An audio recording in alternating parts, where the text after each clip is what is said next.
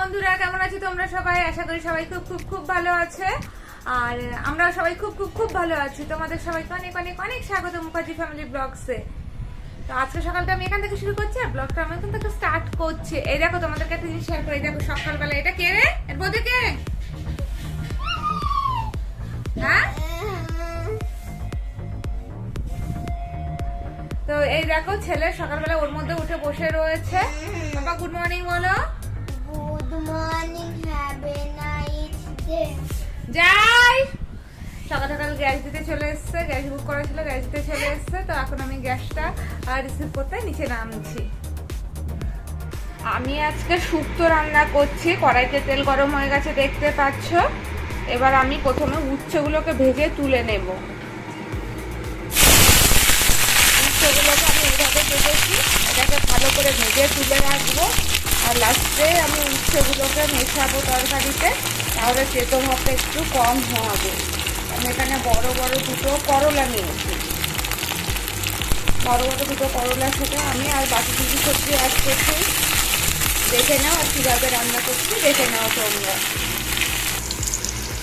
এই দেখো বন্ধুরা, উচ্ছেগুলো কেমন লাল লাল করে ভাজা হয়ে গেছে, দেখতেই পাচ্ছ লাল লাল হয়ে গেছে। এবার আমি উচ্ছেগুলো তুলে নিয়ে এর মধ্যে বড়ি ভেজে নেব। এই দেখো আমি বড়িগুলো ভেজে নিচ্ছি। বড়িগুলো বেশ সুন্দর করে লাল লাল করে ভেজে নিচ্ছি। যে তেলটা ছিল সেই তেলটা পুরোটা বড়ি টেনে নিয়েছে। বড়ি ভাজতে বেশ তেল টানে, তাই অল্প তেলে বড়ি ভাজা ভালো। এটাকে আমি লাল লাল করে ভেজে নামিয়ে রাখবো। তারপরে বাকি সবজি দেবো, ফোড়ন দেবো, দিয়ে বাকি সবজিগুলো ভাজা ভাজা করে রান্না করবো। কড়াইতে আমি তেজপাতা, রাঁধুনি আর ফোড়ন দিয়েছি। এই দেখো ডালের বড়িগুলো আমি এভাবে ভেজে নিয়েছি। এবার আমি এখানে বাকি সবজিগুলো এর মধ্যে অ্যাড করে দিচ্ছি। ফোড়ন হয়ে গেছে, এবার আমি বলে দিচ্ছি এর মধ্যে কী কী সবজি দেওয়া আছে। এর মধ্যে আছে কাঁচকলা, বরবটি, রাঙা আলু, নর্মাল আলু আর বেগুন দেওয়া আছে। বাদে আমি সজনের ডাঁটা দিয়ে দেবো এর মধ্যে। সজনের ডাঁটা যদি এক্ষুনি দিয়ে দিই তাহলে ভেঙে যাবে, একটু গলে যাবে, বেশি খেতে হবে। আমি এবার সবজিগুলো একটু ভালো করে ভাজা করে নেব। নুন হলুদ দেবো, ভালো করে ভাজা করে জল দিয়ে আমি এটাকে সেদ্ধ বসিয়ে দেবো। যখন এটা প্রায় সেদ্ধ হয়ে যাওয়ার মতো হবে তখন এর মধ্যে আমি সজনে ডাঁটা, উচ্ছে বড়ি এগুলো অ্যাড করে দেবো। তো আমি আগে সবজিগুলোকে ভালো করে ভেজে নিই। এই দেখো সবজিটা ভাজা হয়ে গেছে। কাঁচকলার কথা বলতে ভুলে গেছে, এর মধ্যে কাঁচকলাও দেওয়া আছে। শুক্তো করতে যেসব সবজি লাগে মূলো বাদে মোটামুটি সবই দেওয়া আছে। না আমি যেগুলো আর কি জানি, যেগুলো দিয়ে নর্মালি করি। এবার আমি এর মধ্যে পরিমাণ মতো জল দিয়ে এটা চাপা দিয়ে দিচ্ছি। আমি শুক্তোতে খুব বেশি হলুদ দিই না। ও হ্যাঁ, আর এর মধ্যে একটু আদা পেস্ট দিয়ে দিয়েছি, সামান্য পরিমাণে আদা পেস্টও দিয়ে দিয়েছি। এবার আমি এটাকে চাপা দিয়ে দেব।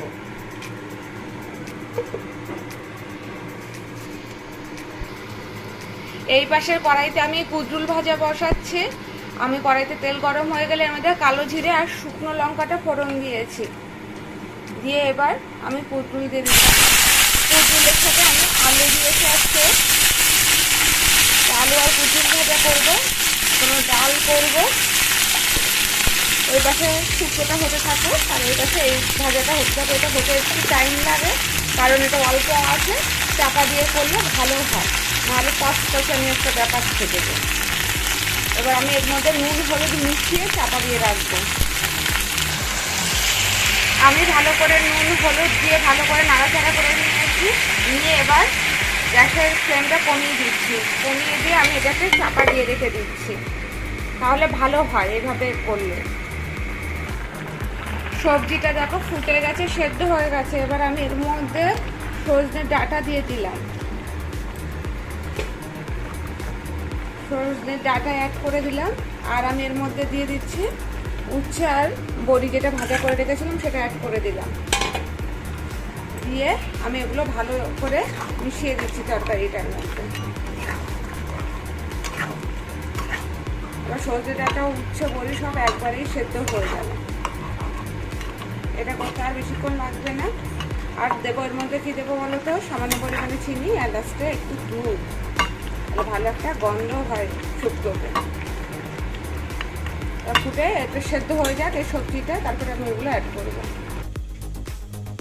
আমি আজকে কুমড়ো শাক দিয়ে মটর ডাল রান্না করছি। এই দেখতেই পাচ্ছ কুমড়ো শাক আমি কেটে রেখেছিলাম আগের দিন। আর এই যে মটর ডালটা আমি ওভারনাইট করে রেখেছি, এই যে ওভারনাইট আমি ভিজিয়ে রেখে দিয়েছি। আমি এগুলোকে কুকারে আগে সিটি দিয়ে তারপরে আমি ফোড়ন দেব। তো আমি এগুলো এখন কুকারে সিটি দিতে বসাচ্ছি। এই দেখো শুক্তো রান্নাটা কিন্তু হয়ে গেছে। এই যে এটা দেখতেও বেশ সুন্দর হয়েছে। আমি এর মধ্যে সামান্য পরিমাণে দুধ দিয়েছি। দুধ বলতে ধরো 4 চামচ মতো আমি এর মধ্যে দুধ দিয়ে দিয়েছি। আর সব সবজি ভালো করে সেদ্ধ হয়ে গেছে। এবার আমি গ্যাস বন্ধ করে দিচ্ছি। এই দেখো কুঁদরুল ভাজাটা কিন্তু হয়ে গেছে, এরকম ভাজা ভাজা হয়েছে। এর মধ্যে আমি সামান্য পরিমাণে একটু চিনি দিয়েছি একটা ভালো টেস্টের জন্য। এবার আমি ভাত বসিয়ে দেব। আর এই পাশে ডাল আর কুমড়ো শাক আমি সেদ্ধ বসিয়ে দিয়েছি। আমি মাছের ঝোলের জন্য মাছ ভাজা অলরেডি বসিয়ে দিয়েছি। কিছুটা মাছ ভেজে রেখে দিয়েছি, কিছুটা মাছ ভাজা করে নিচ্ছি। আজকে আমি এটা পেঁয়াজ রসুন ছাড়াই রান্না করছি। জিরে দিয়ে, আদা দিয়ে, ধনে গুঁড়ো দিয়ে, টমেটো দিয়ে রান্না করছি। আগে মাছগুলো আমি দুই সাইডে লাল লাল করে ভেজে নেব। আমি মাছ ভাজাটা এই যে তুলে রেখে দিয়েছি। এবার সেই তেলের মধ্যে আমি সাদা জিরে আর তেজপাতা ফোড়ন দিয়েছি, দিয়ে আমি আগে মশলাটা কষিয়ে নেব। এর মধ্যে আছে আমি জিরে পেস্ট করে দিয়েছি, আদা পেস্ট, জিরে পেস্ট, টমেটো পেস্ট, সামান্য পরিমাণে আছে কাশ্মীরি লঙ্কার গুঁড়ো, আর কি আছে আর ধনে গুঁড়ো। আমি আগে মশলাটা ভালো করে কষিয়ে নেব। কষিয়ে নিয়ে তারপরে এর মধ্যে আলু দিয়ে দেব। আলু দিয়ে কষিয়ে নিয়ে যখন তেল ছেড়ে দেবে ভালো করে, মশলা থেকে কাঁচা গন্ধ চলে যাবে, তারপর আমি জল দিয়ে ফুটিয়ে আলুগুলো সেদ্ধ করে নেব আগে। এই দেখো মশলাটা থেকে তেল ছেড়ে দিয়েছে। এই যে আমি আলুগুলো দিয়েও ভালো করে কষিয়ে নিয়েছি মশলাটা। এবার পরিমাণ মতো আমি জল দিয়ে দিচ্ছি। এই যে এর থেকে বেশি জল আমি আর দিচ্ছি না। যখন আলুগুলো সেদ্ধ হয়ে যাবে তখন আমি মাছ দেবো, আর লাস্টে গরম মশলা দেবো। আমি কাঁচা লঙ্কা এখানে দিয়ে দিয়েছি, 2টো কাঁচা লঙ্কা আর কি ফাটিয়ে দিয়েছি, আর একটা ছোট কাঁচা লঙ্কা গোটা দিয়ে দিয়েছি। চাপা দিয়ে আমার মাছের ঝোল রান্নাটা হয়ে গেছে। দেখো কি সুন্দর দেখতে হয়েছে। এটা হালকা পাতলার মধ্যেই করেছি। আর বাবা যেদিনকে মাছগুলো এনেছিল না, মাছটা পুরো টাটকা মাছ ছিল, যার জন্য আমি আদা জিরে দিয়ে করেছি। দেখো, আর সারাক্ষণ পেঁয়াজ রসুন দিয়ে না করলেও কিন্তু ভালো লাগে। এবার আমি এটার মধ্যে একটু গরম মশলা দিয়ে চাপা দিয়ে রাখছি। আমার মাছের ঝোলটা রেডি। বন্ধুরা, তোমাদেরকে একটা নতুন জিনিস দেখা। আগের দিন কোস্তাব এই গ্যাস ওভেনটা নিয়ে এসছে। এই দেখো, আমাদের তো একটা অলরেডি কিছুদিন আগে কেনা হয়েছে, যেটাতে আমি রান্না করি, তোমরা দেখতে পাই। ওটা তো কি বলে, ওটা গ্লাস ওভেন রয়েছে, আর এটা স্টিলের। তো এটা এক্সট্রা হয়ে গেল আর কি, এক্ষুনি দরকার ছিল না। তো এই দেখো, এটা ভাবলাম তোমাদেরকে শেয়ার করি। এটা দেখতে দেখো, এটা ছোটোর মধ্যে বেশ সুন্দর জিনিসটা। এই দেখো, ছোট, বেশি বড় না কিন্তু ওভেনটা। এই দেখো, বেশ ছোট আর সুন্দর এই ওভেনটা। এটা আগের দিন নিয়ে আসা হয়েছে। এটা তুলে রেখে দেব, যখন আর কি দরকার হবে তখন না হয় এটা ইউজ হবে। এইসব জিনিস কি বলতো, একটা করে এক্সট্রা থাকলে তো কোনো অসুবিধা নেই। তো এটা আবার প্যাকেট করে তুলে রাখবো। তা ভাবছি প্যাকেট করে তুলে রাখার আগে তোমাদেরকে একবার দেখিয়ে নিই। একটা ছোটোর মধ্যে কত ভালো। ইনকেস যদি ওটার কোনো সমস্যা হয় তো তখন চট জলদি এটা সেট করা যাবে। আর ছোটোর মধ্যে এটা জায়গা অল্পর মধ্যে বেশ সুন্দর হয়েছে জিনিসটা। এই দেখো বন্ধুরা, গিজারটা ইনস্টল করা হয়ে গেছে। আগের দিন বলছিলাম আমাদের আগের গিজারটা খারাপ হয়ে গেছে। এখন একটু ঠান্ডা ঠান্ডা ওয়েদার গিজার ছাড়া সত্যি খুব সমস্যা। আর গিজারটা আমি এখন চালু করেছি একটু গরম জলের জন্য। এই দেখো, ছোট্টর মধ্যে খুব সুন্দর। এটা 3 লিটারের গিজার রয়েছে। আমাদের বাথরুমটা তো বেশি বড় নয়, তো এর থেকে বেশি আর কি গিজার সেট করার মতো জায়গাও নেই। তো এটা দেখো, ছোটর মধ্যে কত সুন্দর গিজারটা। কতগুলো কাচাকুচি আছে, কোস্তাবের জামা কাপড় কাচার আছে, তো আমি সেগুলো এবার সার্ফে ভিজিয়ে দিচ্ছি। স্নান করার আগে কেচে নেব। মানে এই কদিন তো বৃষ্টি হয়েছিল, জমে গেছে অনেকগুলো। আর সানডে ওর সময় হয়নি যে ওয়াশিং মেশিনটা চালিয়ে দেবে, না হলে আগের সপ্তাহে সব ওয়াশিং মেশিনে কেচেছিল। আর বৃষ্টিতে কি বলো তো, কাচলে যে গন্ধ হয়ে যায় ওটাই আরও বাজে লাগে না শুকালে। তো আমি এগুলোকে হাতেই কেচে ফেলবো। আর ওর জামা কাপড় তো খুব একটা নোংরা হয় না, তবে একদিনের বেশি তো এখন পরাই যায় না। আর ও আগা করে একটু ঘামে বেশি, যার জন্য ওর রেগুলার ওয়াইজ জামা কাপড় চেঞ্জ করতে হয়। এগুলো সব জমে গেছিলো, আজকে আমি এগুলো ওর জামা কাপড়গুলো কাচবো। আর পাখুমে তো রোজ লেগেই থাকে আর কি জামা কাপড় কাচাকুচি। আমি স্নান করার সময় একেবারে নিজের জামা কাপড় নিজে কেচে নিই, এইভাবে আর কি মায়েরটা সময় করে কেচে দিই। যখন যেটা জমে এরকম করে করে অল্টার করে কাছে, একদিনে বেশি কাচতে পারি না, সত্যি কথা কষ্ট হয়ে যায়। আর বাকি কাজও তো থাকে আর কি, তো একদিনে নিজের শরীরটাকে ব্যস্ত করে কোনো লাভ নেই, যার জন্য আমি অল্প অল্প করে কাছি। তো এই জামা কাপড়গুলো আমি ভিজিয়ে নিয়েছি।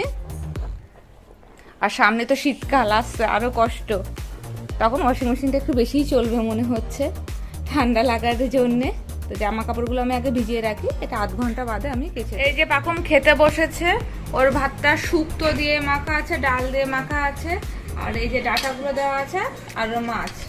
পাপা খেতে ভালো আছে? মাছটা খেতে কেমন হয়েছে?